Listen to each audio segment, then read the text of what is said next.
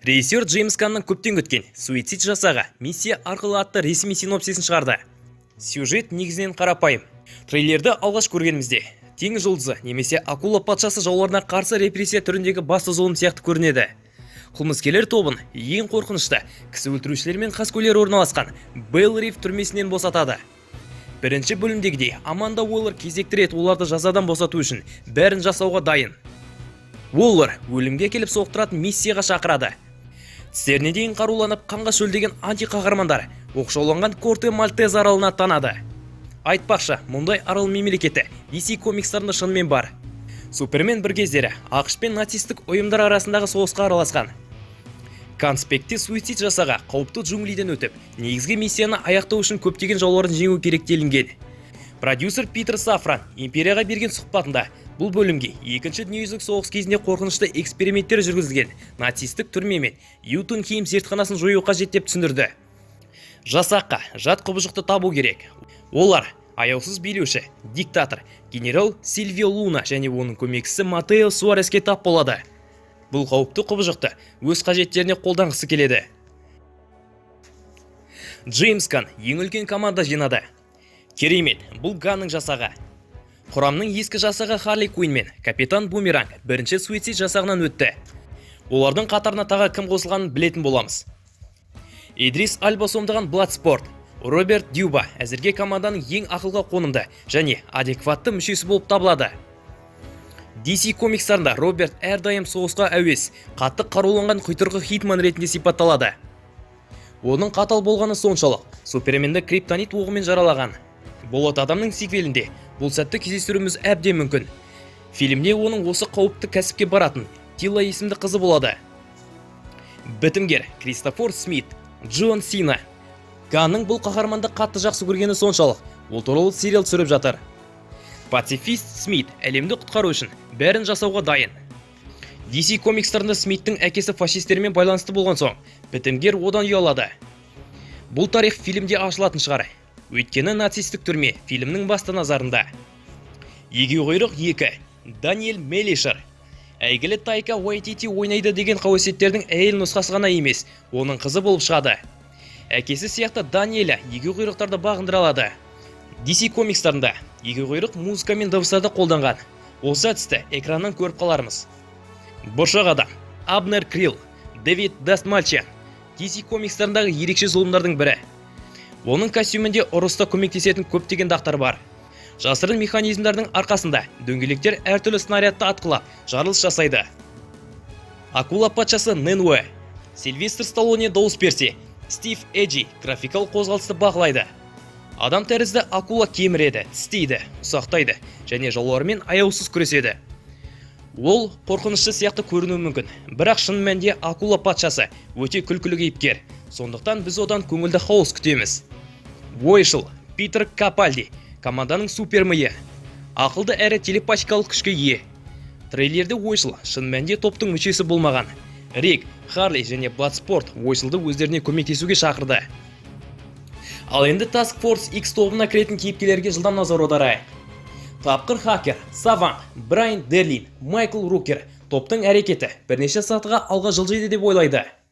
Онымен бірге трейлерде көптеген көріністер бар. Мүмкін, оның рөлі екінші орында шығар. Блэк Кварт, Ричард Герц, Пит Дэвидсон. Өте шебер, шайқас костюмы бар мерген.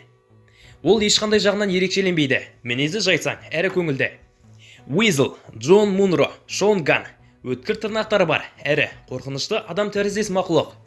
Нейтан Филлон, Флойд Белкин. Айтпақшы, бұл қолын жыл болатын жігіт емес пе? Жатқаламдық Монгол, Мейлин Энн. Адамнан тыс күшпен, төзімділікке ие. Сары көк түсті неміс спортшысы Джавалин, Флоуа Борг. Ептілікпен найзаны қолданады.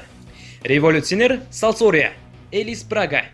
Сильвия Лунамен есеп айырысады, бірақ команданың құрамына кірмейді. Ал енді алып теңіз жұлдызы деген. Тоқтай тұр.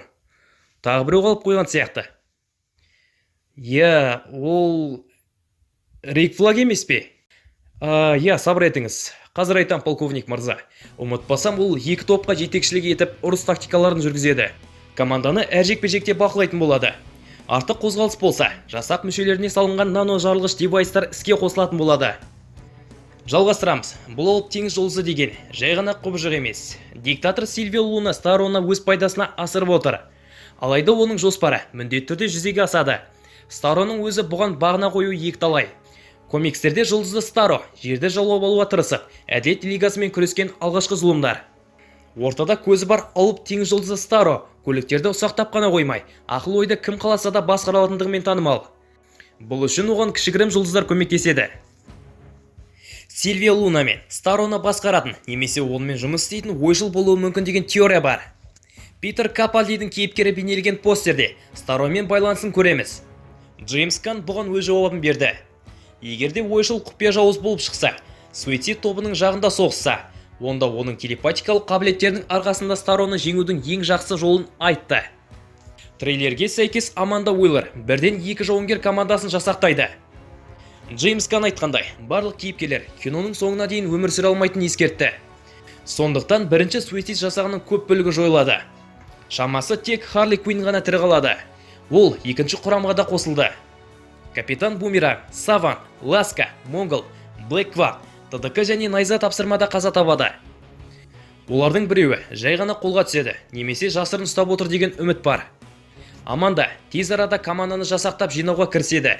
Егерде олар сәтсіздікке ұшырап, монстрлардың бақылауына түссе, жанкештілер тобының әрбір мүшесінің мойнына қондырылған бомбалар жарылып кетуі мүмкін. Рик Флаг аралдағы сапардан жалғыз өзі тірі қалып, қашып үлгерді. Ал Харлиді генерал Матео Суарестің қыңырлығына қарай тірі қалдырды. Кейбір кадрларға мән берсек, Марго Роббидің кейіпкері қызыл түсті үйлену той киімін киіп, генерал Суареске үйленеді. Сонымен қатар Джеймс Ганн Харлиді сүйікті кейіпкері деп атады. Ал Марго Роббиді бірге жұмыс істеген ең жақсы актрисалардың біріне жатқызды. Сондай-ақ режиссердің ағасы Шон Ганн ойнаған Ласкадан толсын сыйлар болатынына уәде берді. Джеймс Ганн 1970 жылдардағы экшн фильмде рухын басқарды. Постерлердің бірі сөзсіз Dirty Dozen фильмінен шабыт алады. Фильм қатаң түрде әр тегімен шығады және көптеген қанды хардкорлар мен арсыз әзілдерге толы болады.